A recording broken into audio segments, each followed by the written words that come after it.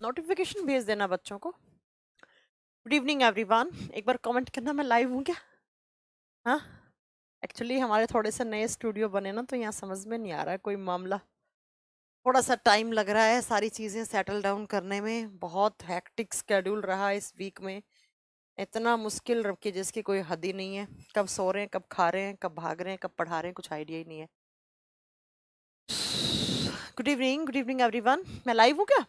हाँ बच्चों, लाइव हूँ क्या मैं? Golden Kumar, Sudhanshu Patel. Good evening madam, I am from Maharashtra. Sunil चालाक, राधा कुमार, गोल्डन कुमार, काजल मैम जिंदाबाद। अरे नहीं भैया, हम काहे के जिंदाबाद, हमारी तो ऐसी तैसी हो रखी है अभी पिछले सप्ताह में। इतना बुरा हाल हुआ है ना, पूरा ऑफिस ना शिफ्ट करा है, पूरे स्टूडियो ऑफिस पूरा एक जगह से लाकर दूसरी जगह शिफ्ट करा है। और शिफ्ट करने में जो हालत खराब हुई है ना, अभी भी बेटा ऐसा हालत हो रखा है, हम क्या बताएं आपको कि अभी भी स्टूडियो में एसी तब तक तैयार नहीं हुए। लेकिन अब क्लास ज़्यादा ऑफ करने से फिर पता है ना क्या प्रॉब्लम, बच्चे तो सर पे चक लेंगे पूरा। हाँ जी बलराम बेटा, हाँ बेटा लाइव हूँ। विष्णु गुड इवनिंग बेटा। नाकिब अकबर अंसारी गुड इवनिंग बेटा। Nehal Kumar good evening. चलिए, तो सब लाइव आ चुके हैं, फिर आज की क्लास स्टार्ट करें। बेटा स्टार्ट करने से पहले मैं यही बताना चाहूँगी कि अभी हमारा स्टूडियो है वो ऑफिस पूरा नीचे वाले सेकंड एंड थर्ड फ्लोर। कभी अगर आप लोग मुखर्जी नगर आए तो 521 सेकंड एंड थर्ड फ्लोर पे आइएगा। यहाँ पर हमारा ऑफिस और स्टूडियो सारे हैं, ठीक है। चलो मैम, आज क्लास करने में मज़ा आएगा। शिवम, क्यों बेटा, क्यों आएगा ऐसा मज़ा? मैम आप न्यू स्टूडियो में हैं क्या? यस बेटा, न्यू स्टूडियो से ही मैं आज क्लास ले रही हूँ। आप साउंड की क्वालिटी देख रहे होंगे। पहले क्या होता था, जो हमारे स्टूडियो थे एक तो वो रेजिडेंशियल एरिया में थे बेटा, क्योंकि कोविड आ गया था, कोरोना अचानक से शिफ्ट करना पड़ा। अब वहाँ पर रेजिडेंशियल एरिया में मैं एक्सपेंड नहीं कर पा रही थी चीज़ों को, बहुत प्रॉब्लम होती थी। ये होता था कि एक टीचर इधर क्लास ले रहा है, वो साउंड प्रूफ स्टूडियो नहीं थे, तो दूसरे की साउंड आ रही थी। लेकिन अब यहाँ पर 100% साउंड प्रूफ है।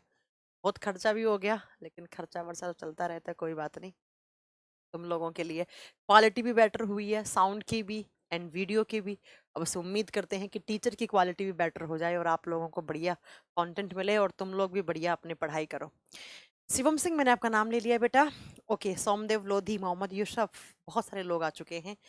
तो बेटा पीरियोडिक टेबल हमारी वैसे खत्म नहीं हुई है, ऑफिशियली खत्म हो चुकी है, लेकिन बेटा ऐसे खत्म नहीं हुई है। पूछो क्यों? मैं मुखर्जी नगर से हूँ, सुधांशु कह रहे हैं, तो आइए कभी हवेली पे आपको चाय पानी पिलाया जाएगा। देखो बेटा, सुनो, पीरियोडिक टेबल के अंदर ही हमारा आज का जो चैप्टर है वो पीरियोडिक टेबल का ही हिस्सा है। ये बात याद रखिएगा, आवर्त सारणी का ही हिस्सा चल रहा है, मेटल नॉन मेटल। अब इसको या तो मैं पीरियोडिक टेबल के अंदर पढ़ा देती। मैं आपको अगर याद हो, मेरा एक सेंटेंस मैंने कहा था बेटा, अच्छा एक क्लास में ना मैं फ्लोरीन, क्लोरीन, ब्रोमीन, आयोडीन इनके बारे में पढ़ाना भूल गई थी। इस ग्रुप नंबर 17 के बारे में बता भी दिया था और इनके एटॉमिक नंबर लिखवा दिए थे। लेकिन बच्चा इनके बारे में पॉइंट लिखवाना भूल गई थी, तो वो अब मेटल नॉन मेटल में आ जाएगा। फ्लोरीन, क्लोरीन, ब्रोमीन ये पढ़ेंगे हम कहाँ पर? नॉन मेटल में। अगर आपको मेरा ये सेंटेंस याद हो तो मैंने कहा था, देखो एस ब्लॉक कंप्लीट कर लिया था, याद है तुम लोगों को? Group number 1, group number 2 complete थे। नेक्स्ट यहाँ पर पी ब्लॉक 13 से लेकर 18 तक कंप्लीट हो चुके थे बेटा, यस मैम।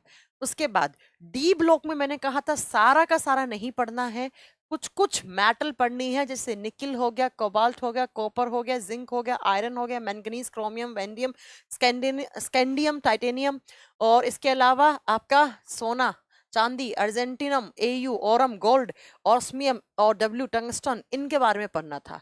तो ये डी ब्लॉक बेटा मेटल, क्योंकि मैंने कहा था डी ब्लॉक में ऑल एलिमेंट्स आर मेटल। याद है तुम लोगों को ये बात कि भूल गए हो कि जो डी ब्लॉक है उसके अंदर अधिकांश तत्व, या मैं कहती हूँ ऑलमोस्ट, मतलब सारे ही क्या हैं? मेटल प्रॉपर्टी रखने वाले हैं। तो मेटल चैप्टर का नाम ही क्या है? मेटल। और अब आप में से कुछ बच्चे बोलेंगे मैम ये एफ ब्लॉक, तो बेटा जो एफ ब्लॉक है ना, इसमें most of elements are radioactive element. तो आगे एक चैप्टर आएगा रेडियो एक्टिविटी। कौन सा? Radioactivity. तब इनमें से कुछ नाम आपको जो जानने हैं, ज्यादा नहीं, जो जानने हैं वो वहां पर पढ़ेंगे। ओके, तो पीरियोडिक टेबल का ही एक हिस्सा है जो आज मैं आपको पढ़ा रही हूँ। साइंस 10 की वैलिडिटी बेटा मेरे को नहीं मालूम है, आप देख लेना। राहुल यादव आप लाइव हैं, ठीक है। कल बेटा क्लास हुई नहीं तो ओपन कहाँ से हो जाएगा? अरे कल क्लास कैसे ले पाती रुचि, इतना तुम्हें पता नहीं है यार। कभी तुम लोग आना, एक दिन मेरी जिंदगी जी के देखो तुम लोग, बस एक दिन मेरी जिंदगी जी के देखो। हम लोग ना हाथ जोड़ दोगे पूरे, कहोगे मैम नहीं आप ही जियो अपनी जिंदगी। चलो, क्लास लेने का बहुत मन होता है मुझे, पढ़ाने का ना, पढ़ाने का मेरे को चस्का है। इसका समझते हो तुम लोग? मतलब मेरी हैबिट है पढ़ाना, लेकिन कभी कभी होता है ना। मैम न्यू स्टूडियो है इसलिए मजा आएगा, voice, screen board, everything is clear. Yes, मैंने बहुत कोशिश की है कि तुम लोगों के लिए एक बेहतर क्वालिटी का कंटेंट प्रोवाइड करूं, और बहुत अच्छी सी क्या कहते हैं, क्वालिटी भी बहुत क्लियर हो और साउंड की क्लियरिटी भी बहुत अच्छी हो। क्योंकि बहुत सारे बच्चों के कमेंट आते थे कि मैम बगल वाली क्लास की साउंड आ रही है, तो वो सब मुझे खत्म करना था, इसलिए थोड़ा सा तुम लोगों को भी सफर करवाया। लेकिन अगले वीक से सब कुछ स्मूथ होने वाला है, मैं प्रॉमिस कर रही हूँ। अगले सप्ताह से सब कुछ स्मूथ हो जाएगा, कहीं भी किसी भी क्लास में प्रॉब्लम नहीं आएगा। इन्वर्टर से लेकर एसी तक सारी चीजें लग चुकी हैं, नहीं लगी हैं वो मैंने कल छुट्टी ली है शनिवार इतवार की, कल मैं क्लास नहीं लूंगी। बाकी जितने भी सारे काम होंगे मैं अपने सारे काम करवा लूंगी। मंडे से आपको किसी भी क्लास में कोई प्रॉब्लम नहीं है ना। चलो मैम, अच्छा लगता है आपसे पढ़कर। मैम इतना वर्क क्यों करती हो, कुछ काम कम कर दो। बेटा कम क्या कर दें, अपना काम होता है, तुम लोगों को पता नहीं है, अपना काम अपना ही होता है। चलो, आइएगा कभी एक दिन मेरे साथ रहिएगा, तब मालूम चलेगा कि मैं कितना कुछ करती हूँ। शायद आप लोग उस दिन फील कर पाओ कि जिंदगी आसान नहीं है बेटा। अगर जिंदगी आसान होती ना, तो फिर वो जिंदगी किस काम की होती।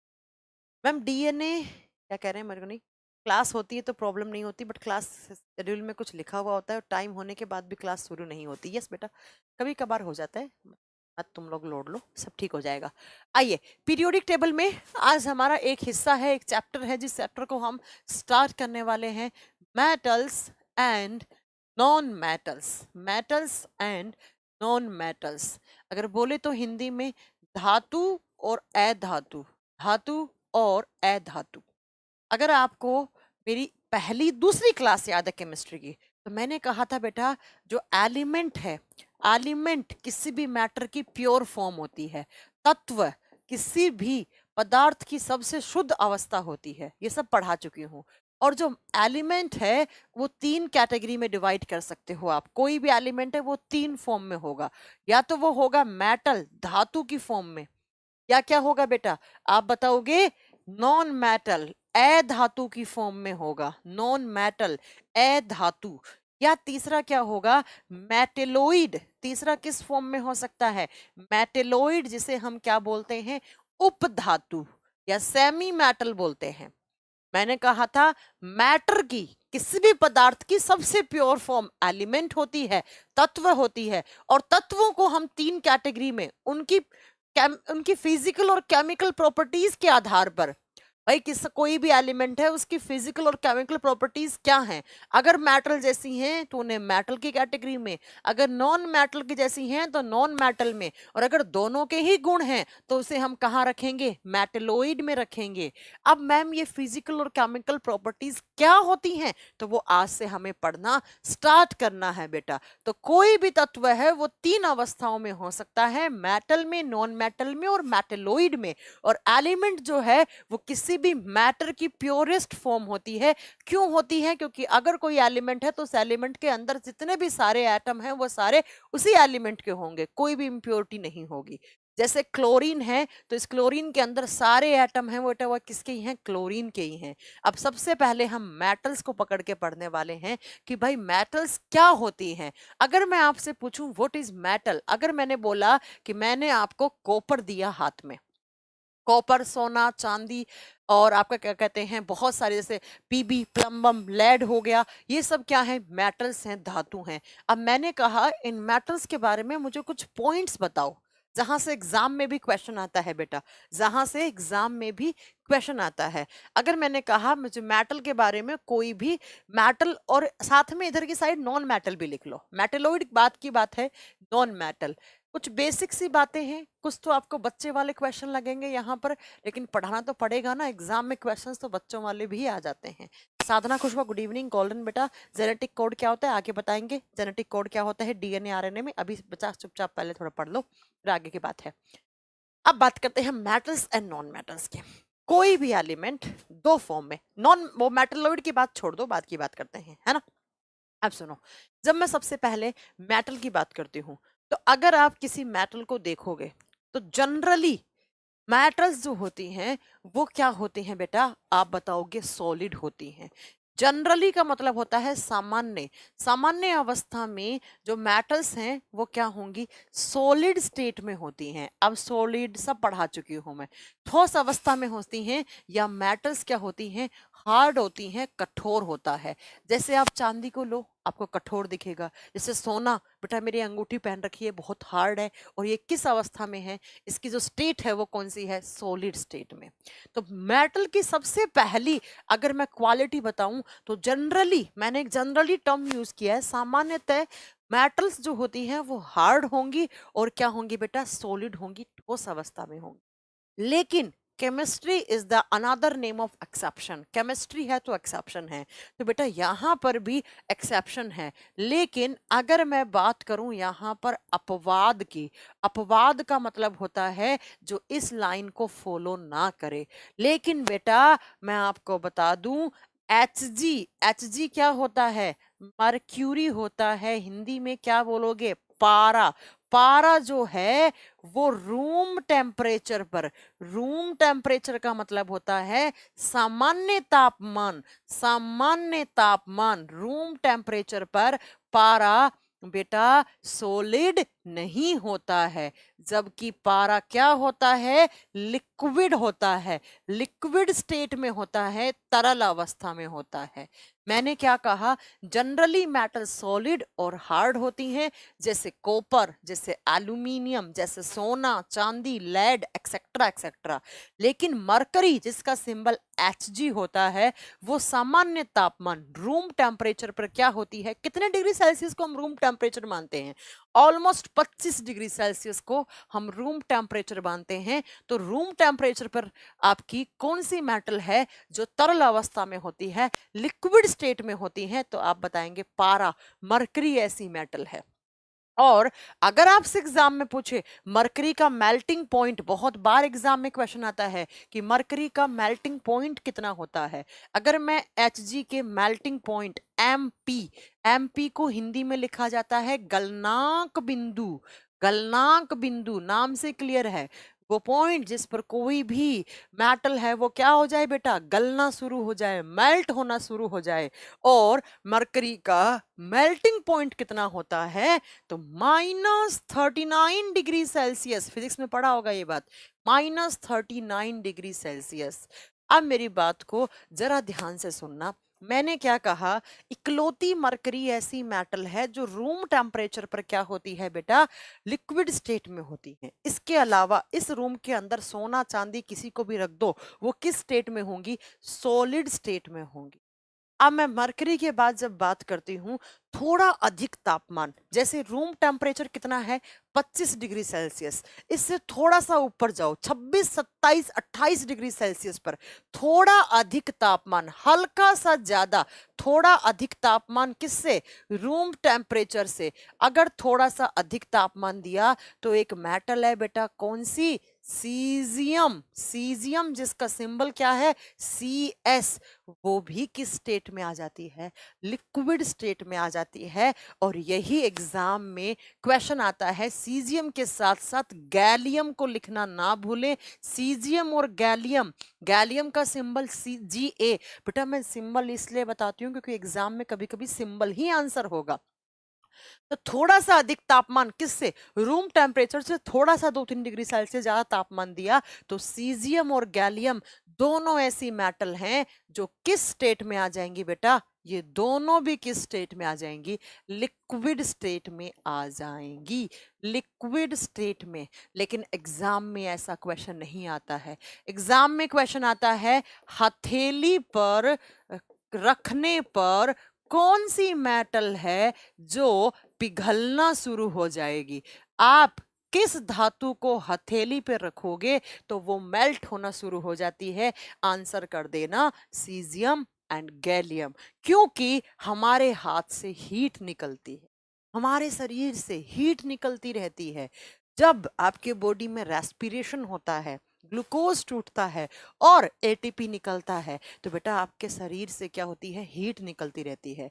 तो आपके हथेली पर रखने पर कौन सी मेटल हैं जो पिघलना, जो मेल्ट होना शुरू हो जाएंगी, सी एस एंड गैलियम। क्यों? क्योंकि हमारी हथेली से क्या निकलता है, हमारी पाल्म से क्या निकलती है, हीट निकलती है। अब मैम एग्जाम में क्वेश्चन कैसे आएगा, एग्जाम में क्वेश्चन आएगा कौन सी मेटल है जो रूम टेम्परेचर पर लिक्विड अवस्था में होती है, आप बताओगे पारा। दूसरा, थोड़े अधिक तापमान पर वो कौन सी मेटल है जो लिक्विड स्टेट में आ सकती हैं, सीजियम एंड गैलियम। हथेली पर रखने पर कौन सी मेटल पिघलना शुरू हो जाती है, सीजियम एंड गैलियम। क्यों? क्योंकि हमारी हथेली से भी क्या निकलती है, हीट निकलती है। सबसे पहला बेसिक पॉइंट किसके बारे में, मेटल के बारे में। हाँ जी मैम समझ में आ गया। अब बात करते हैं नॉन मेटल के बारे में। मेटल्स क्या थी, किस स्टेट में थी मेटल, बताओ। मेटल्स थी बेटा, आप बताओगे किस स्टेट में होती है मेटल्स, सॉलिड स्टेट में। लेकिन जब मैं नॉन मेटल की बात करूंगी, अब मेरी बात को जरा ध्यान से सुनना, नॉन मेटल्स किस किस स्टेट में होती हैं। नॉन मेटल्स जनरली, मैंने जनरली एक टर्म यूज किया है बेटा, जनरली गैस की स्टेट में भी हो सकती, गैसीय अवस्था में होती है, जैसे chlorine gas, nitrogen gas, oxygen, CO2, ये सब क्या होते हैं, नॉन मेटल। और नेक्स्ट आपको मैं बताऊं तो अगर कोई नॉन मेटल गैस में नहीं है बेटा, वो सॉफ्ट होगा, वो क्या होगा, मुलायम होगा। तो हार्ड और सॉलिड कौन था, मेटल। और गैसीय स्टेट में और सॉफ्ट कौन सा था, तो आप बताओगे नॉन मेटल। तो non metal generally gaseous state में भी होती हैं और ये क्या होती हैं, ये सॉफ्ट होती हैं। लेकिन जब मैं बात करूं, साबिर खान कह रहे हैं मैम आपसे कुछ पूछना था, अगर आप गुस्सा ना करें तो पूछिए। लेकिन यहां पर एक्सेप्शन बनता है, क्योंकि chemistry is the another name of exception, अपवाद ही केमिस्ट्री का दूसरा रूप है। कौन सा नॉन मेटल है जो सॉलिड स्टेट में होगा, भाई सॉलिड स्टेट में तो क्या होती है, मेटल होती है। और मैंने कहा जनरली ये क्या होते हैं, सॉफ्ट होते हैं, क्या, नॉन मेटल, अधातु। तो कौन सी ऐसी नॉन मेटल हैं जो ठोस अवस्था में पाई जा सकती हैं, जो सॉलिड भी हो सकती हैं, कोई बता सकता है यहाँ से क्वेश्चन का आंसर। यहाँ पर आएगा iodine, phosphorus, sulphur and diamond. बेटा लिखना कौन कौन सी नॉन मेटल हैं जो सॉलिड हैं, पहला लिख देना डायमंड। डायमंड का मतलब हीरा है, हीरे का मतलब वो हीरा नहीं है, मूवी वाला हीरा नहीं है जो हाथ में पहनते हैं, अंगूठी में लगाते हैं। मेरे पास तो है नहीं, आज तक उतना पैसा कमाए ही नहीं कि हम डायमंड पहन पाए, है ना। चलो नेक्स्ट सुनिएगा मेरी बात, डायमंड के बाद आता है आयोडीन। आयोडीन को देखा है आपने, आयोडीन का सिंबल आई होता है। उसके बाद बेटा नेक्स्ट आता है फोस्फोरस, जिसका सिंबल क्या होता है, पी। और नेक्स्ट आता है सल्फर। ये ऐसी नॉन मेटल हैं जो बेटा किस अवस्था में होती हैं, किस स्टेट में होती हैं, सॉलिड स्टेट में। ये एग्जाम में क्वेश्चन आ सकता है, इसको नोट कर लीजिए। मोहित कह रहे हैं हम आपके स्टूडेंट नहीं है क्या, ये किसने कहा बेटा कि आप स्टूडेंट नहीं है, कैसी बातें करते हैं। अब बताइएगा, अब नेक्स्ट एक पॉइंट और नोट करना, मैंने कहा कि नॉन मेटल्स हैं वो सॉफ्ट होती हैं, लेकिन कुछ सॉलिड है तो वो एक्सेप्शन बन जाएगा। सॉलिड के एक्सेप्शन मैंने 4 लिखवा दिए। लेकिन लेकिन लेकिन मोस्ट मोस्ट मोस्ट इंपॉर्टेंट, इकलौता ऐसा नॉन मेटल है जो लिक्विड स्टेट में होता है, इकलौता ऐसा अधातु बताइए जो रूम टेम्परेचर पर लिक्विड स्टेट में होता है। Answer is bromine. ब्रोमीन इकलौता ऐसा अधातु है जो रूम टेम्परेचर पर किस स्टेट में होता है, लिक्विड स्टेट में होता है। साबिर बेटा करवा दूंगी मैं केमिस्ट्री ग्रुप डी के एग्जाम से भी, ग्रुप डी तुम्हें क्या पता है, तुम्हें क्या पता है अभी क्या होना है, रुक जाओ। हाँ, तो कौन सा इकलौता मेटल है जो रूम टेम्परेचर पर लिक्विड होता है, मरकरी। कौन सा नॉन मेटल है, तब ब्रोमीन आंसर करेंगे। क्या आंसर करेंगे, ब्रोमीन। तो सबसे पहला पॉइंट आपको समझ में आ गया होगा मेटल एंड नॉन मेटल के बारे में। अब अगला पॉइंट मैम, और क्या पॉइंट हो सकता है मेटल के बारे में या नॉन मेटल के बारे में, यहां से बहुत सारे, हर लाइन में क्वेश्चन बनेगा। कंप्लीटली थ्योरी वाला चैप्टर है, बड़ा चैप्टर है, क्योंकि बेटा एक एक मेटल के बारे में मुझे पढ़ाना पड़ेगा, एल्यूमिनियम, आयरन, क्रोमियम, कॉपर, सब के बारे में मुझे पढ़ाना पड़ेगा। लेकिन जब ये चैप्टर कंप्लीट होगा तो बेटा इतना कुछ कंप्लीट होगा कि तुम्हें उम्मीद नहीं थी इतना पढ़ा दूंगी। मेटल, नॉन मेटल, स्टार्टिंग में थोड़ा सा बोरिंग सा चैप्टर है, बाद में बड़ा मजा आएगा तुम लोगों के मेरे साथ पढ़ने में। देखो, जब मैं मेटल की बात करती हूँ तो मेटल का एक नेक्स्ट प्रॉपर्टी निकल के आता है, अगला एक प्रॉपर्टी है। कौन सी प्रॉपर्टीज है मेटल्स की, कौन से गुण हैं? एक टर्म सुना होगा आपने, मैलिएबिलिटी। मेटल्स आर मैलिएबल, या मेटल्स में ना एक गुण होता है, एक प्रॉपर्टी होता है, किसका? मैलिएबिलिटी का। और मैलिएबिलिटी को कहा जाता है अघात वर्धनीयता। अघात वर्धनीयता। अब ये मैलिएबिलिटी क्या होता है बेटा? मैलिएबिलिटी मेटल्स की एक प्रॉपर्टी होती है। और क्या, जब आप किसी मेटल को, जब आप किसी धातु को, कोई धातु पकड़ी आपने, जैसे यहाँ पर सोना है, ये मैंने गोल्ड रख दिया है, गोल्ड का बिस्किट रख दिया, हालांकि मेरे पास नहीं है, तुम्हारे पास हो तो मुझे भी दे देना। गोल्ड का मैंने एक बिस्किट रखा और इस गोल्ड को मैंने हमर से, हथौड़े से पीटा बेटा। और जैसे जैसे मैं इस हथौड़े से पीटूंगी तो ये जो सोना है ना, वो धीरे धीरे धीरे ऐसे पतली पतली चद्दरों में, ऐसे पतली पतली शीट में कन्वर्ट हो जाएगा। शीट का मतलब है यहाँ पर चद्दर। तो बेटा इसी क्वालिटी को कहा जाता है मैलिएबिलिटी। मेटल्स आर मैलिएबल, धातुएं अघात वर्धनीय होती हैं। या धातुओं में एक गुण पाया जाता है, किसका? मैलिएबिलिटी का, अघात वर्धनीयता का। आपसे पूछो कौन, मतलब मैलिएबिलिटी का मतलब क्या है, तो आप क्या बताएंगे बेटा? आप क्या बताएंगे? आप क्या बताएंगे बेटा?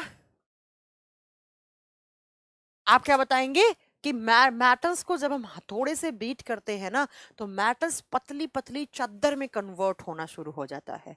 जैसे हमारे घरों में जो जो एल्यूमिनियम फॉइल आती है, जिसमें हम क्या कहते हैं, ये अपना खाना, जैसे खाना रैप करके रखते हैं, रोटी चपातीस को हम रैप करके देख रखते हैं, तो वो एल्यूमिनियम की फॉइल है। और एल्यूमिनियम बहुत हार्ड होता है, लेकिन जैसे जैसे आप इसको हथौड़े से पीटते जाओगे तो पतली पतली चद्दर में कन्वर्ट होता जाएगा। इसी क्वालिटी को, इसी प्रॉपर्टी को हम क्या बोलते हैं? मैलिएबिलिटी। अब बात क्या आती है बेटा, मेरी बात को ध्यान से सुनना, कि सबसे ज्यादा कौन सी मेटल है जो मैलिएबल होती? एग्जाम्पल लिखना, most malleable metal is Oram. Oram क्या होता है बेटा? ओरम होता है गोल्ड। तो लिखना most malleable metal, most malleable metal, सबसे ज्यादा आघात वर्धनीय धातु, सबसे ज्यादा आघात वर्धनीय, मतलब वो मेटल जिसकी सबसे पतली शीट बनाई जाएंगी। आघात, अरे यार ये लिख लेना आप लोग, सबसे ज्यादा आघात वर्धनीय, आघात वर्धनीय धातु कौन सी होगी? आप बताओगे गोल्ड, एयू। गोल्ड का सिंबल एयू होता है। चांदी को अर्जेंटिनम, चांदी को एजी बोलते हैं। उसके बाद एल्यूमिनियम, उसके बाद कॉपर। तो सबसे पहले मैम ने किसको लिखा है? गोल्ड को। तो सबसे ज्यादा मैलिएबल मेटल कौन सा हो गया? आप बताओगे गोल्ड, ओरम, गोल्ड। नेक्स्ट, हथौड़े से पीटो, पतली पतली चद्दर में कन्वर्ट हो जाएगा। मतलब मेटल्स को जब आप पीटते हो तो बेचारी चद्दरों में कन्वर्ट हो जाती है। लेकिन अगर आपने ये प्रॉपर्टी किसके साथ अप्लाई करवाई? नॉन मेटल को अगर तुमने पीटा ना हथौड़े से, नॉन मेटल्स होती हैं ब्रिटल। और ब्रिटल का मतलब होता है बंगूर, मतलब टूट टूट जाएंगी, बिखर जाएंगी। नॉन मेटल्स की सीट नहीं बनने की, अलग अलग हो जाएंगी, ऐसे टूट के गिर जाएंगी बेटा। क्यों? क्योंकि इनमें मैलिएबिलिटी नहीं होती है, ये भंगूर होते हैं। भंगूर का मतलब समझ रहे हो? टूट के बिखर जाना। टूट के बिखर जाने को हम भंगूर, ब्रिटल बोलते हैं। तो आप नेक्स्ट पॉइंट क्या नोट करोगे? मेटल्स, किसी भी, आपको मैंने दो चीजें दी। आपको मैंने क्या क्या दिया? आयोडीन दिया, आपको मैंने एल्यूमिनियम दिया। मैंने कहा बताओ इनमें से मेटल कौन सा है? देखोगे एल्यूमिनियम सॉलिड है, एल्यूमिनियम हार्ड है, मेटल है। आयोडीन क्या है? आयोडीन बेटा क्या है? आप बताओगे आयोडीन मैम ब्रिटल है, इसको मतलब बहुत ही ज्यादा ऐसे सॉफ्ट सा लगेगा आपको। और बेटा इसको जब ऐसे हथौड़े से बीट करोगे तो ऐसे चद्दरों में कन्वर्ट हो जाएगा, ये टूट के बिखर जाएगा ऐसे। बेटा ये नॉन मेटल है, ये मेटल है। नेक्स्ट प्रॉपर्टी चलते हैं, अगली प्रॉपर्टी क्या आनी चाहिए मेटल और नॉन मेटल की। नेक्स्ट जब मैं मेटल्स के बारे में बात करती हूँ ना, धातु के बारे में, तो धातुओं में एक प्रॉपर्टी और भी पाई जाती है, इसको बोलते हैं हम डक्टिलिटी। मेटल में नेक्स्ट जो प्रॉपर्टी है वो होती है डक्टिलिटी, तन्यता। आपको बुक्स में लिखा हुआ मिलेगा कि मेटल्स आर डक्टाइल। क्या लिखा हुआ मिलेगा? मेटल्स आर डक्टाइल, धातुएं तन्य होती हैं। या तो आपको लिखा हुआ मिलेगा, आपको लिखा हुआ मिलेगा कि मेटल्स क्या होती हैं, डक्टाइल होती हैं, या आपको मिलेगा कि मेटल्स के अंदर एक प्रॉपर्टी होती है किसकी, डक्टिलिटी की। अब व्हाट इज डक्टिलिटी? आपने किसी मेटल को ऐसे खींचना स्टार्ट किया, ये आपका सोना पड़ा है, और इस सोने को जब आप खींचोगे, अब सॉफ्ट मतलब जब गोल्ड को आग वाग से सेकते नहीं है, उससे पहले की बात है, तो अब वायर में ड्रोन हो जाएगा, ऐसे लंबे लंबे वायर बना सकते हो आप। किसी भी मेटल को खींचने पर वो क्या हो जाती है, वायर की फॉर्म में ड्रोन हो जाती है। मेटल को आप वायर की फॉर्म में बदल सकते हो, और इसी क्वालिटी को, इसी प्रॉपर्टी को आप क्या बोलते हो, डक्टिलिटी। किसी भी मेटल को जब खींचोगे तो लंबे लंबे वायर बन जाते हैं, तार बन जाते हैं, मेटल्स के तार बना सकते हो बेटा। इस प्रॉपर्टी को हम क्या बोलते हैं, डक्टिलिटी, वायर की फॉर्म में, क्योंकि ये फ्लेक्सिबल होते हैं। मेटल्स में बहुत ज्यादा फ्लेक्सिबिलिटी होती है, इसलिए हम मेटल्स के क्या बना सकते हैं, वायर बना सकते हैं, तार बना सकते हैं। और बेटा अगर एग्जाम में पूछे most ductile metal, most ductile metal, सबसे अधिक तन्य धातु कौन सी है, सबसे अधिक तन्य, तन्य का मतलब वो कौन सी मेटल जो बहुत कम अमाउंट में बहुत लंबा तार बना जाएगी। बेटा again answer is Oram, Oram का मतलब गोल्ड। ऐसा एनसीईआरटी में लिखा है। एनसीईआरटी में क्या लिखा हुआ है कि 1 ग्राम गोल्ड लो, 1 ग्राम सोना लो, और उससे अप्रोक्स 2 किलोमीटर का वायर बना लो। सुनने में कितना अजीब लग रहा है, 1 ग्राम गोल्ड कितना सा होता है, लेकिन उसको इतना खींचो, इतना खींचो, बेटा वो 2 किलोमीटर तक का वायर बना देगा। समझ रहे हो तुम इस बात को? ऐसे ही आपने देखा होगा हमारे घरों में ये तार लगे हुए हैं, बिजली के तार किसके बने हुए होते हैं, कॉपर एंड एल्यूमिनियम। कि कॉपर और एल्यूमिनियम के भी क्या बना सकते हो आप, तार बना सकते हो, वायर बना सकते है ना। अर्चना कह रही मैम आपकी इयररिंग्स मेटल की हैं या नॉन मेटल? मेरी इयररिंग अलोई से बनी हुई है अर्चना। अब वो अलोई क्या है आगे बताएंगे, अलोय क्या है वो आगे बताएंगे। Alloy mixture of metal and non metal alloy कहलाता है, और अलोय बनाने के लिए एटलीस्ट आपको एक मेटल चाहिए ही चाहिए होती है बेटा। अर्चना आगे बताएंगे, इस चीज का आंसर आपको देंगे। हो गया, चलें आगे, चलो।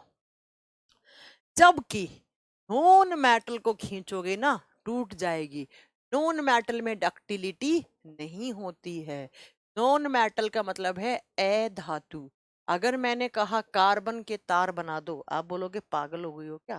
मैंने बोला आयोडीन के वायर बना दो, आप बोलोगे पागल हो गई हो क्या। मैंने बोला फॉस्फोरस सल्फर इनके वायर बना दो, आप बोलोगे नहीं बन पाएंगे, टूट जाएंगे, क्योंकि दे आर नॉन मेटल, और नॉन मेटल्स डक्टाइल नहीं होती हैं। Non metals are non ductile, उनके वायर नहीं बना सकते। तो पहला मेटल का क्या क्वालिटी था, मेटल सॉलिड होंगी, हार्ड होंगी, जबकि नॉन मेटल गैस की फॉर्म में हो सकती हैं, और वो सॉफ्ट भी हो सकती हैं। और लिक्विड स्टेट वाला नॉन मेटल कौन सा हो गया, ब्रोमीन। जबकि हम बात करें मेटल्स मैलिएबल होती हैं, नॉन मेटल ब्रिटल होती हैं, मेटल डक्टाइल होती हैं, non metal generally non ductile होती हैं। नेक्स्ट हम मेटल और नॉन मेटल के बारे में कौन सा पॉइंट नोट करेंगे, तो अगला पॉइंट है बेटा, जो मेटल्स होती है ना, they are good conductor of electricity, they are good conductor of electricity. और गुड कंडक्टर ऑफ इलेक्ट्रिसिटी का मतलब क्या है, धातु, धातुएं विद्युत की सुचालक होती हैं। विद्युत की सुचालक का मतलब क्या है, मेटल्स के पास क्या है बेटा, फ्री आयंस हैं, और फ्री आयंस का मतलब क्या है, मुक्त आयन, मतलब फ्री इलेक्ट्रॉन है। आयन तो इलेक्ट्रॉन की फॉर्म में भी हो।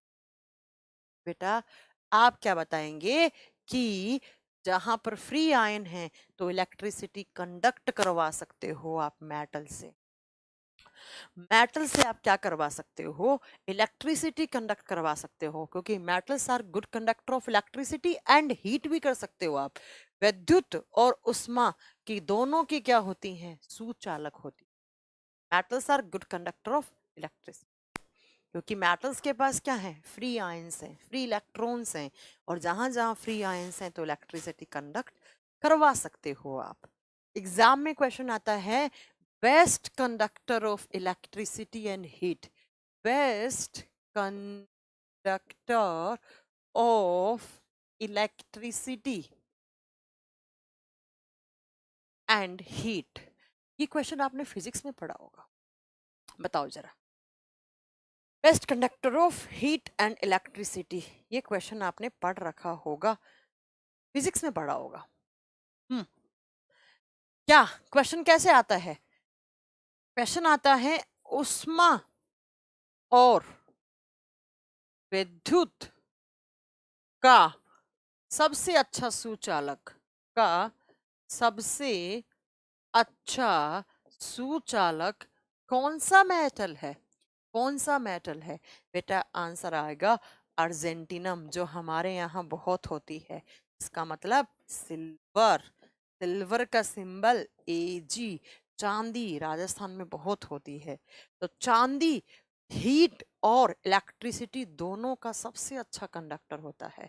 सबका आंसर चांदी आया। राहुल यादव AU लिख रहे हैं, बेटा AU गोल्ड का सिंबल होता है, ठीक है। सोने चांदी के से भी आप इलेक्ट्रिसिटी कंडक्ट करवा सकते हो, लेकिन बेटा सोने और चांदी के अगर आप वायर बनाओगे, हमारे घरों में जो इलेक्ट्रिक वायर होते हैं वो किसके बने हुए होते हैं, हमारे घरों में जो इलेक्ट्रिक वायर हैं, क्या विद्युत तार हैं, वो किसके बने हुए होते हैं, एल्यूमिनियम एंड कॉपर के। क्यों, क्योंकि मैम बनने को तो आप सोने के भी बना सकते हो, चांदी के भी बना सकते हो, लेकिन सोना चांदी क्या है, महंगा।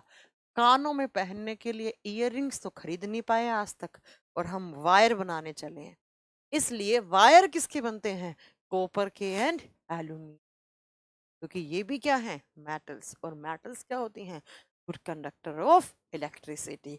अब मैं बात करती हूँ पीरियोडिक टेबल में इकलौता ऐसा मेटल है, एक मिनट का, एक मिनट।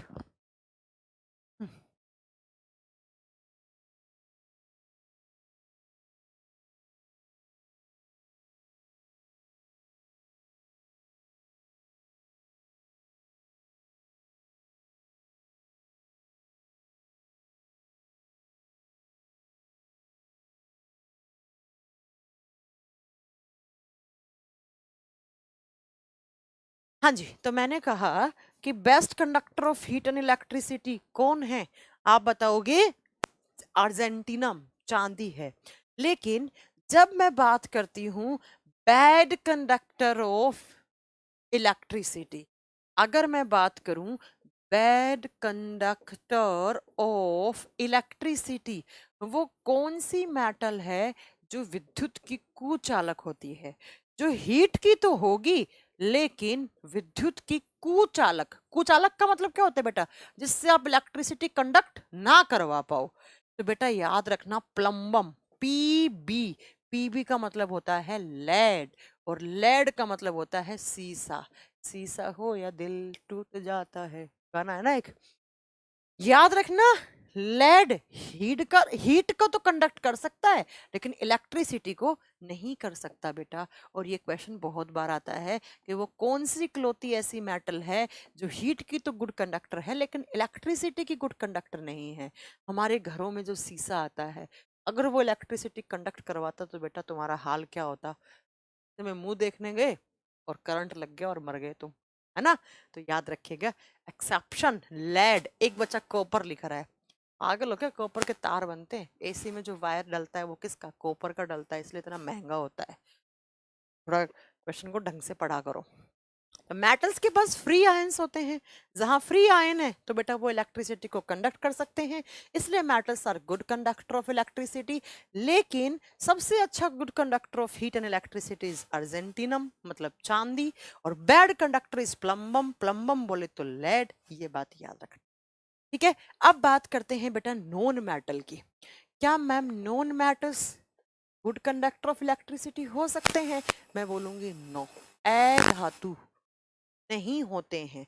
अधातु क्या होते हैं? Bad conductor of electricity. आप किसी भी नॉन मेटल से इलेक्ट्रिसिटी कंडक्ट नहीं करवा सकते। ये क्या होते हैं? इनके पास फ्री आयंस नहीं होते हैं, they are bad conductors of electricity. ये विद्युत के कुचालक होते हैं। कुचालक का मतलब क्या है? इनसे आप इलेक्ट्रिसिटी कंडक्ट नहीं करवा सकते, जैसे phosphorus, sulphur, iodine, nitrogen, oxygen, ये सब। लेकिन एक्सेप्शंस आर ऑलवेज देयर बेटा। एक्सेप्शन, मैं आपको एक बात बताने वाली हूँ। क्या एक नाम सुना होगा ग्रेफाइट? शायद सुन रखा हो ग्रेफाइट। ग्रेफाइट कहाँ काम आता है? जो पेंसिल की नोब होती है, बचपन में बच्चे पेंसिल से लिखते थे ना नटराज की, उसकी जो नोब होती है वो किसकी बनी हुई होती है? वो ग्रेफाइट की। एंड ग्रेफाइट एक नॉन मेटल है। मैम ग्रेफाइट नॉन मेटल कैसे हुआ? बेटा पेंसिल की नोब में क्या होता है? पेंसिल की नोब में कार्बन होता है, एंड कार्बन, C4 कार्बन, और कार्बन एक नॉन मेटल है। ये बताओ बेटा कि जो ग्रेफाइट है वो गुड कंडक्टर ऑफ इलेक्ट्रिसिटी होता है। इसलिए आपसे एग्जाम में पूछे कि कौन सा नॉन मेटल है जो गुड कंडक्टर ऑफ इलेक्ट्रिसिटी होता है, आप बताओगे ग्रेफाइट। जबकि diamond is the bad conductor of electricity. Diamond जो हीरा होता है वो बैड कंडक्टर ऑफ इलेक्ट्रिसिटी होता है। डायमंड भी कार्बन का बना हुआ होता है। कोयले की खान से डायमंड निकलता है। ये आप सब कोयले की खान, और आप में से एक बच्चा हो सकता है किसी एग्जाम को टॉप करे तो वो डायमंड है हमारी नजर में, है ना? तो non metals bad conductor of electricity होती हैं, लेकिन ग्रेफाइट भी एक नॉन मेटल है क्योंकि ये कार्बन का बना है, और कार्बन भी एक नॉन मेटल है, लेकिन ये गुड कंडक्टर ऑफ इलेक्ट्रिसिटी होता है। ये क्या होता है? गुड कंडक्टर ऑफ इलेक्ट्रिसिटी होता है। अब एक बच्चे का डाउट है, वो डाउट मैं अभी बताती हूँ। ये पॉइंट देते हुए पीयूष जी का, पीयूष गोयल, अरे तुम पीयूष गोयल, सच में पीयूष गोयल हो क्या? तो एग्जाम एग्जाम ढंग से करवाया करो तुम रेलवे के। आइए यहाँ पर, अगर मैं मेटल की बात करती हूँ, तुम्हारा डाउट बेटा ले रही हूँ, नेक्स्ट पॉइंट में तुम्हारा डाउट आने वाला था। अगर मैं नॉन मेटल की बात करती हूँ, मेरी बात को जरा ध्यान से गौर से सुनना। नॉन मेटल का मतलब है अधातु। Metals are always electron donor. कोई भी मेटल है वो इलेक्ट्रॉन को क्या करती है? डोनेट। डोनेट का मतलब क्या होता है? त्यागना। इसने त्याग कर दिया अपने, किसका?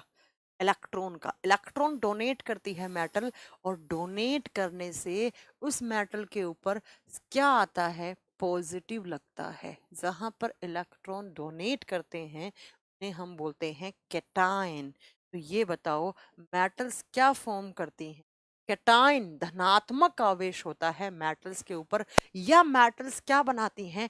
कैटायन, धनायन बनाती हैं। क्या बनाती हैं? आयन। ठीक है, सुनिए मेरी बात को ध्यान से। Metals are always electron donor, मतलब मेटल्स जो होंगी वो इलेक्ट्रॉन को डोनेट करेंगी, और डोनेट करके अपने ऊपर कैसे आवेश को ग्रहण कर लेती हैं? पॉजिटिव। जैसे मैंने लिखा एल्यूमिनियम +3, बेटा 3 तो मैंने बताया था इसकी वैलेंसी है, और प्लस किसका डोनेट करना है? प्लस क्या बता रहा है? डोनेट करने को। तो जो एल्यूमिनियम है वो 3 इलेक्ट्रॉन डोनेट कर सकता है। ऐसे लिखते हैं ना प्रॉपर वैलेंसी। तो याद रखिएगा मेटल्स कैसे आयन फॉर्म करते हैं? कैटायन, धनायन। जबकि मैं नॉन मेटल की बात करती हूँ तो नॉन मेटल्स जनरली इलेक्ट्रॉन को एक्सेप्ट करते हैं, और एक्सेप्ट करने का मतलब होता है ग्रहण करना। ग्रहण करना, और ग्रहण करने से कैसा चार्ज अपने ऊपर एक्सेप्ट करेंगे? नेगेटिव। और नेगेटिव को बोलते हैं कि ये कैसे आयन फॉर्म करते हैं? एनायन। अनायन बनाते हैं। नॉन मेटल्स क्या बनाती हैं बेटा? अनायन बनाती हैं। जबकि मेटल्स क्या फॉर्म करते हैं बेटा? आप बताओगे। मेटल्स फॉर्म करती हैं कैटायन, धनायन। और non metals anion, anion form करती हैं। हम्म। समझ में आ रही है मेरी बात यहाँ तक? 1 मिनट का समय दीजिए, थोड़ा सा पानी पी लूं।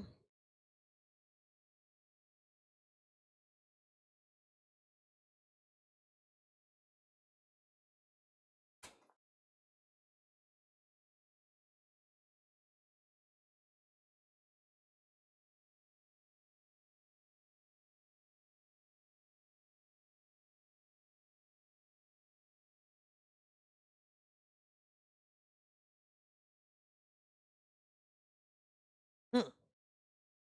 चलो नेक्स्ट चलते हैं मेटल नॉन मेटल की प्रॉपर्टी। कैटायन, अर्चना कह रही है कर्ज में होते हैं नॉन मेटल। सही कह रहे हो, किसी से लिया इलेक्ट्रॉन तो कर्ज में ही है बेटा वो। सुनिए, नेक्स्ट मैं अगर मेटल और नॉन मेटल की बात करती हूँ, धातु ये बहुत बेसिक चल रहा है बेटा, बहुत बेसिक चल रहा है। कोई ऐसा कुछ नहीं है कि जो आपको समझ में ना आए, लेकिन आगे आपको थोड़ा सा हो सकता है प्रॉब्लम हो, आगे थोड़ा सा लेवल बढ़ेगा तब। मेटल एंड नॉन मेटल, धातु की जब बात करती हूँ तब क्या मेटल्स में होती है ना, उनमें ना ब्राइटनेस होती है। और ब्राइटनेस का मतलब होता है बेटा चमक, जिसे बोलते हैं हम।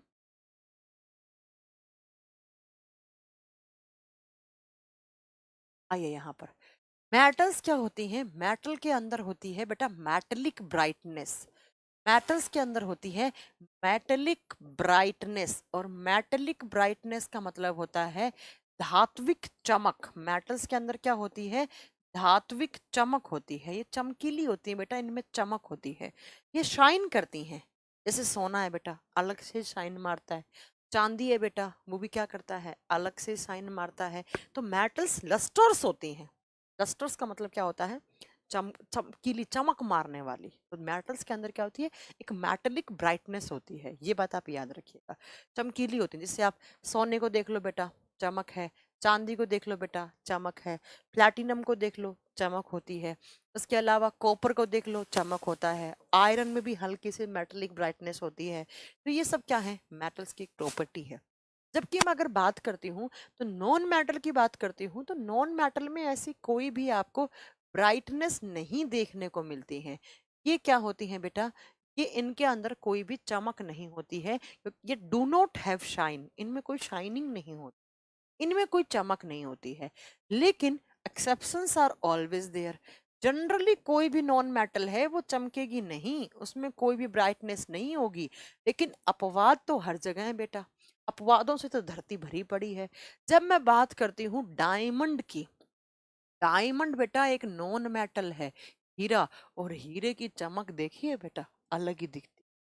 मैं बात करती हूँ आयोडीन की, आयोडीन हो गया, फोस्फोरस हो गया बेटा, इनमें भी हल्की सी चमक होती है। इस बात को नोट कर लेना कि नॉन मेटल्स में जनरली कोई ब्राइटनेस नहीं होती है, कोई चमक नहीं होती है। लेकिन आयोडीन हल्का सा शाइन मारता है। फोस्फोरस भी अगर आप देखोगे तो हल्का सा शाइन मारता है। लेकिन जब आप बात करते हो किसकी? डायमंड की, तो डायमंड की तो अलग ही शाइनिंग होती है, अलग ही चमक होती है। और जब मैं फोस्फोरस की बात करती हूँ ना बेटा, तो फोस्फोरस, वाइट फोस्फोरस की जब मैं बात करती हूँ ना, तो वाइट फोस्फोरस क्या करता है? रात में फोस्फोरस, एक बात सुनना, मेरा एक क्वेश्चन बहुत अच्छा, मैं आपको क्वेश्चन बताने जा रही हूँ फोस्फोरस के बारे में। फोस्फोरस क्या है? एक नॉन मेटल है। आपने फोस्फोरस के नाम, फोस्फोरस के टाइप सुने? Black phosphorus, red phosphorus, white phosphorus. एक की बात कर रही हूँ मैं, व्हाइट फोस्फोरस की।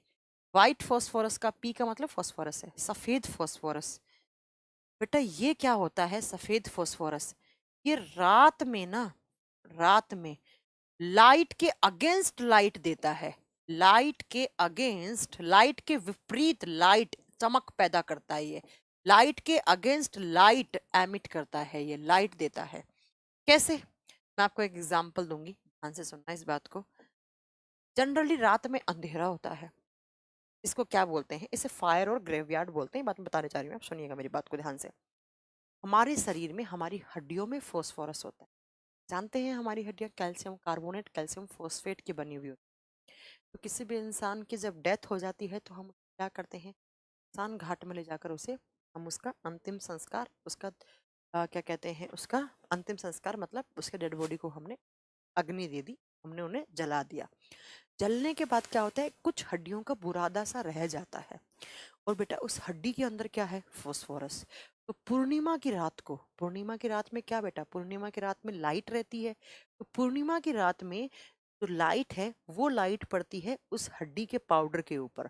तो वो लाइट क्या होती है, उस हड्डी के पाउडर में क्या है, फास्फोरस। और फास्फोरस लाइट के अगेंस्ट लाइट पैदा करता है, और वहां पर एक चमक सी पैदा होगी, और इसे कहा जाता है fire of graveyard. Fire of graveyard का मतलब होता है कब्रिस्तान। अगर आपसे पूछे कि कब्रिस्तान की आग, बेटा वो आग नहीं लगी है, वहां पर एक चमक सी लगेगी, लेकिन अगर वहां से कोई आदमी गुजर रहा होगा उसे लगेगा अरे देखो वहां पर आग लगी, वो आग नहीं। कुछ लोगों को लगेगा देखो भूत है, भूत भूत दिख रहे हैं ना, वो भूत नहीं है। कब्रिस्तान की आग हम किसे बोलते हैं, तो आप बताना, फॉस्फोरस या वाइट फॉस्फोरस को ऑप्शन में टिक करके आ जाना। कि शमशान घाट की या आग, कैसा भी कब्रिस्तान या शमशान की आग लिखा हुआ मिले ना, तो वहां पर नोट कर लेना। एक बार फिर से बता देती हूँ, हमारी हड्डियों में फास्फोरस होता है, तो किसी इंसान के डेड बॉडी को जब हम जला देते हैं तो हमारी हड्डियों का जो चमक सी होती है, क्या कहते हैं, हमारी हड्डियों का जो पाउडर सा होता है ना, वो पाउडर जब धरती पे गिर जाता है, तो पूर्णिमा की रात में जब लाइट निकलती है, तो लाइट से क्या होता है, उस फास्फोरस के ऊपर पड़ेगी, तो लाइट के अगेंस्ट एक लाइट, एक फ्लोरोसेंस प्रॉपर्टी बोलते हैं इसको, आगे आपको पढ़ाऊंगी मैं, वो लाइट बना देता है। और वो उसको कहते हैं हम फायर ऑफ ग्रेवयार्ड, शमशान की आग। किसकी वजह से होती है, वाइट फॉस्फोरस से। इस बात को नोट कर लेना। जनरली नॉन मेटल्स में कोई शाइनिंग नहीं होती, लेकिन ये कुछ मैंने बताया है, इस चीज को नोट कर लेना। अब चलते हैं अगले पॉइंट पर।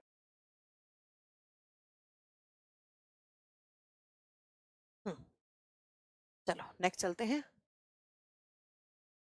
हाँ, अगला प्रॉपर्टी क्या होगा, नेक्स्ट प्रॉपर्टी पढ़ने के लिए जब मैं मेटल्स के बारे में बात करती हूँ, धातुओं के बारे में बात करती हूँ, बेटा जब आप किसी मेटल का ऑक्साइड देखोगे, ऑक्साइड बता चुकी हूँ मैं, जब किसी मेटल का ऑक्साइड देखोगे, तो मेटल के जो ऑक्साइड होते हैं वो किस प्रकृति के होते हैं, वो एल्केलाइन होते हैं। मेटल के ऑक्साइड एल्केलाइन हैं, और एल्केलाइन का मतलब होता है क्षारीय हैं। क्षारीय का मतलब उनका पीएच वैल्यू कितना आएगा, 7 टू लेके 14 के बीच में आएगा। जो मेटल्स होती हैं उनका ऑक्साइड जैसे मेटल की, किसी भी मेटल की आपने रिएक्शन करवाई किससे, ऑक्सीजन से, तो क्या मिल गया, क्या बन गया, मेटल ऑक्साइड बन गया। ठीक है, मेटल ऑक्साइड बन गया। और किसी भी मेटल का ऑक्साइड होता है वो क्षारीय प्रकृति का होता है, मतलब उनका पीएच वैल्यू 7 से 14 पीएच वैल्यू के बीच में आता है। ठीक है, जब मैं किसकी बात करती हूँ, नॉन मेटल्स की, और नॉन मेटल्स का मतलब होता है बेटा अधातु। और जब किसी नॉन मेटल के ऑक्साइड की बात करेंगे, तो जनरली नॉन मेटल के जो ऑक्साइड होते हैं वो एसिडिक प्रकृति के होते हैं। किस प्रकृति के होते हैं, एसिडिक। और एसिडिक का मतलब क्या है, अम्लीय। और उनका पीएच वैल्यू कितना आना चाहिए बेटा, 0 से लेकर 7 के बीच। एसिडिक रेंज क्या होती है पीएच स्केल पर, 0 से 7 के बीच। लेकिन लेकिन लेकिन अब मैं जो नेक्स्ट पॉइंट बताने वाला, सोनू गुप्ता कहने को समझ में नहीं आया, सुनो बेटा, जब आप किसी मेटल को, जब आप किसी मेटल की रिएक्शन करवाओगे ऑक्सीजन के साथ, तो मेटल ऑक्साइड बनेगा। भाई मेटल ऑक्सीजन, मेटल ऑक्साइड बन गया। और वो मेटल ऑक्साइड जो है वो किस प्रकृति का होगा, एल्केलाइन का होगा। लेकिन जब किसी नॉन मेटल के ऑक्साइड की बात करूंगी तो वो एसिडिक होगा। लेकिन जब मैं बात करती हूँ, जनरली सारी मेटल, दो मेटल को छोड़ दो, बाकी जितने भी मेटल हैं उनके जो ऑक्साइड बनेंगे बेटा वो कैसे होंगे, वो होंगे कितने पीएच वैल्यू के, 7 से 14। लेकिन मैं यहाँ पर दो पॉइंट लिख रही हूँ, एक लिख रही हूँ जिंक ऑक्साइड, क्या लिखा है, ZnO, जिंक ऑक्साइड। दूसरा मैं लिखूंगी एल्यूमिनियम ऑक्साइड। एल्यूमिनियम ऑक्साइड का फॉर्मूला होता है Al2O3। इसे जनरली एल्यूमिना के नाम से जानते हैं केमिस्ट्री में। ये दो ऐसे ऑक्साइड हैं किस किस मेटल के, जिंक के और एल्यूमिनियम के। दो ऑक्साइड होते हैं वो बेटा एसिडिक भी हैं और बेसिक भी हैं। ये एसिडिक में एसिडिक की तरह मतलब अम्लीय प्रकृति की तरह और बेसिक मीडियम में बेसिक क्षारीय प्रकृति दोनों की भांति व्यवहार करते हैं। इसलिए zinc oxide and aluminium oxide की इस क्वालिटी को कहा जाता है एम्फोटेरिक ऑक्साइड। बेटा ये 11th क्लास की केमिस्ट्री में था, एम्फोटेरिक ऑक्साइड। और हिंदी में कहा जाता है उभयधर्मी ऑक्साइड। एग्जाम में क्वेश्चन कैसे आएगा, वो कौन कौन सी मेटल हैं जिनके ऑक्साइड एम्फोटेरिक हैं, बेटा आंसर करके आ जाना, जिंक एंड एल्यूमिनियम। मैंने कहा कि मेटल्स के ऑक्साइड एल्कलाइन होते हैं, जबकि जिंक और एल्यूमिनियम दो ऐसी धातु हैं जिनके ऑक्साइड एसिडिक मीडियम में एसिडिक, बेसिक मीडियम में बेसिक दोनों की भांति व्यवहार कर सकते हैं। और ऐसा कोई ऑक्साइड जो दोनों की भांति व्यवहार कर सकता है उसे हम एम्फोटेरिक ऑक्साइड बोलते हैं, उसे उभयधर्मी ऑक्साइड बोलते हैं। तो किस किस मेटल का ऑक्साइड एम्फोटेरिक हुआ, जिंक एंड एल्यूमिनियम। कौन कौन से, ऑक्साइड एल्यूमिनियम ऑक्साइड। कोई प्रॉब्लम है यहां तक? अब आइए इधर, नॉन मेटल के ऑक्साइड जनरली एसिडिक होते हैं, लेकिन आप बताओगे क्या बेटा, आप बताओगे पानी के बारे में। पानी अम्ल के साथ क्षार और क्षार के साथ अम्ल बनाता है बेटा। जब मैं बात करती हूँ H2O इस नॉन मेटल में, H2O पानी की बात करती हूँ ना बेटा, पानी is also a amphoteric oxide. Amphoteric oxide है क्या, पानी। क्यों, क्योंकि पानी अम्ल के साथ क्षार के जैसा, अम्ल के साथ कैसा, क्षार, एसिडिक मीडियम में बेसिक और क्षार के साथ अम्ल, बेसिक मीडियम में, ये आगे पानी वाले चैप्टर में सब समझ में आएगा। क्षार के साथ अम्ल बेसिक मीडियम में एसिडिक भांति व्यवहार करता है, इसलिए पानी भी एक ऑक्साइड है, एम्फोटेरिक ऑक्साइड है। ये एग्जाम में क्वेश्चन आता है कि कौन सी नॉन मेटल, हाइड्रोजन क्या होता है, एक बच्चे ने पूछा है। बेटा हाइड्रोजन तो वैसे आवारा है, कुछ नहीं है, हाइड्रोजन को तो खुद को नहीं पता कि वो क्या है, तो मैं क्या बता दूं, बताया था ना आपको। तो आपको नोट करना है कि पानी भी क्या होता है, एक एम्फोटेरिक ऑक्साइड है। क्यों, क्योंकि एसिडिक मीडियम में बेसिक की भांति, मैं ना एक चैप्टर पढ़ाती हूँ आपको पानी, कम से कम 3 से 3.5 घंटे का, वहां पर मैं सब बताती हूँ, पानी रे पानी तेरे कितने रूप है ना, पानी का कलर क्या होता है, एम्फोटेरिक क्यों है, आरेनियस ने क्या बोला था एसिडिक बेसिक मीडियम के बारे में, वो सब वहां पर पढ़ाती हूँ, तब आपको इस लाइन का मीनिंग समझ में आएगा। तो मेटल और नॉन मेटल के बारे में हमने बेसिक पॉइंट जाने हैं, क्या क्या, कि भाई महेंद्र कुमार 1 घंटे लेट आते हो और बोलते हो रिकॉर्ड क्लास है, क्या तुम्हारा दिमाग विमाग ठीक है कि तुम लोग दिमाग विमाग को बेच बेच के आ गए हो, कुछ खा के आ गए हो, दिमाग का बेच के कुछ है, बेच के तो नहीं खा गए। तो ये मेटल नॉन मेटल की प्रॉपर्टीज हैं। अब हमें एक एक करके मेटल्स पढ़ने हैं, सोडियम, पोटेशियम, उसके बाद बेटा आप पढ़ोगे क्या, एल्यूमिनियम, सोना, चांदी, प्लैटिनम, सब पढ़ना है आपको, एक एक करके पढ़ना है, ठीक है। लेकिन अभी थोड़ा सा स्टूडियो की क्या कहते हैं, स्टूडियो में एसी नहीं है, और एसी के बिना बेटा तुम्हें पता नहीं है इससे बहुत हीट निकलती है, 1 घंटे से ज़्यादा क्लास ले ही नहीं पाती। मैं क्या, कोई टीचर नहीं ले रहा है फिलहाल, 1 घंटे की क्लास ली है, बाकी हम नेक्स्ट क्लास में कंटिन्यू करेंगे। लेकिन मैं अनाउंसमेंट कर देती हूँ कि इस वीक में बेटा अभी मुझे सैटरडे संडे में बहुत काम करना है, इसलिए मैं कल क्लास नहीं ले पाऊंगी। इस शनिवार इतवार को मैं इसलिए छुट्टी कर रही हूँ ताकि मुझे अगले आने वाले वीक में बेटा कम से कम मुझे आप लोगों की कोई क्लास डिस्टर्ब ना करनी पड़े, इसलिए मैं कल छुट्टी कर रही हूँ, ताकि मैं कल इन्वर्टर का, एसी का जो बचे कुछ काम है ना वो सारे ठीक हो जाएं, वो सब सही हो जाएंगे कल, इसलिए आपकी छुट्टी रख रही हूँ। कल नहीं होगी, मंडे को क्लास होगी अगली। तब तक आप रिवाइज कीजिए और अच्छे से जो भी क्वेश्चंस हैं बेटा वो आप नोट कर लीजिए और नोट्स बना लीजिए। और मैंने कंप्लीट पीरियोडिक टेबल का विद पीरियोडिक टेबल डायग्राम के साथ इमेज लगाकर पूरा आपको मैंने नोट्स डलवा दिया है। तो बेटा डी ब्लॉक खत्म हो जाएगा बेटा, मेटल नॉन मेटल जब पूरा पढ़ लोगे तो डी ब्लॉक खत्म हो जाएगा, ठीक है। हाँ, डी ब्लॉक खत्म हो जाएगा, ठीक है बेटा। ज्योग्राफी का बैच कब से स्टार्ट होगा? ऑलरेडी बेटा ज्योग्राफी का बैच है, आप उसे परचेज कर सकते हैं, ठीक है। तो हम मिलते हैं मंडे को, मिलेंगे सेम टाइम पर 6:30 बजे। लेकिन कल परसों में बहुत काम करवाने हैं। एसी इन्वर्टर तो आग लग गया है, एसी थोड़ा सा प्रॉब्लम कर रहा है, तो ये सारे हम चेंज करवाएंगे। अभी एसी वालों को पकड़ा है थोड़ा सा, है ना, ठीक हो जाएंगे। थैंक यू बेटा, आप लोग अपना ध्यान रखिए। और जो प्रीवियस क्लास अगर किसी ने नहीं देखी है, खरीद लो दीदी, खूब पैसा आ रहा है। उत्तम कह रहे हैं बेटा पैसा ही तो नहीं आ रहा। मैं क्या लगता है ये 100-150 के बैच में कितना क्या आ जाता होगा? 18% तो हमारी सरकार को जीएसटी देना पड़ता है, फिर सर्वर का इतना लाखों रुपए का पेमेंट आता है, लाइट का बिल आ जाता है हमारा 30 से 40 हज़ार रुपए का। कैसे बेटा कुछ नहीं बचता है? तुम्हें लग रहा है? बस ये कि सब टीचर्स का, सब जो बेचारा स्टाफ है, मैं चाहती हूँ सबके घर में जो इतने बेरोजगारी के माहौल में अगर किसी बच्चे का किसी का घर चल रहा है तो वो चलते रहे अच्छे से।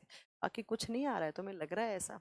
तुम आकर देख लो यहाँ, और एक दिन मेरी जिंदगी देख जी के देखोगे ना, तब पता चलेगा बेटा कि कितना मुश्किल है ये जिंदगी। चलिए मिलते हैं बेटा मंडे को। कल मैं इसलिए छुट्टी कर रही हूँ कि एसी वेसी का जो भी काम बेटा बचा हुआ है ना वो सारा खत्म करवा दूँ, ताकि आपकी क्लासेस डिस्टर्ब ना हो मंडे से। अपना ध्यान रखिएगा, अच्छे से रहिएगा। ये वीक थोड़ा सा मेरे लिए बहुत हेक्टिक रहा है, मेरे लिए नहीं सारे टीचर्स के लिए रहा है। सबने बहुत सपोर्ट किया है, सब लोग मेरे साथ रात रात को जगे रहे हैं यहाँ काम करने के लिए। और कभी आए तो पक्का आइएगा, हमारा मुखर्जी नगर में एड्रेस है 521 सेकंड एंड थर्ड फ्लोर। कभी आइएगा, मिलिएगा, चाय पिएगा हम लोगों के साथ, बड़ा अच्छा लगेगा तुम लोगों को भी और हमें भी। ठीक है बेटा, गुड नाइट।